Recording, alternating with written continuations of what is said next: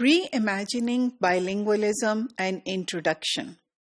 Now, in these modules, we are going to look at what does it entail to reimagine bilingualism with the perspective of 21st century skills that our students need.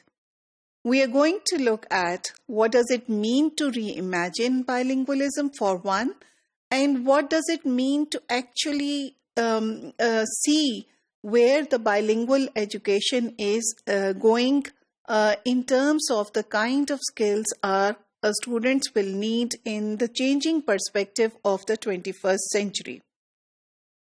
So, we will look at what does real-life communication between bilinguals actually looks like. So, we'll take a step back over here and try to see and question the construct of bilingualism once more. And then we are going to look at that how does it contrast with the kind of bilingualism that we see in the classrooms. So how is bilingualism working outside the classrooms and how is it reflected within the classrooms?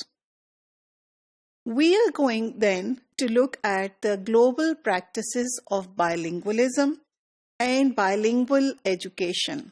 So how does the world where the population of bilinguals is increasing every day because of the extent of migration, asylum seekers, people who are transnationals moving from one country to the other, businesses, expanding businesses, use of technology, all this, and how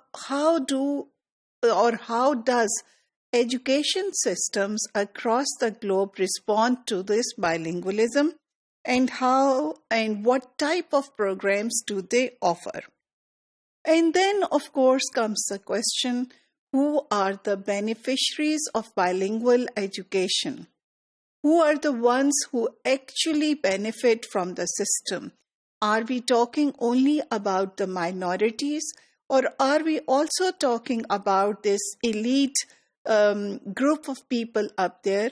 So is the bilingual education only for the minorities, refugees, asylum seekers, or people who choose to or opt to stay in some other place? Or is it also for the elites? And then, of course, it is important to explore that what are the power issues related and involved in bilingual education. These power issues are related to the hierarchy of languages in language policy and in the wider socio-cultural situation, and how is it reflected in bilingual education and to what result. And then comes the question, that main question, that what do we need to do to reimagine bilingual education and bilingualism itself?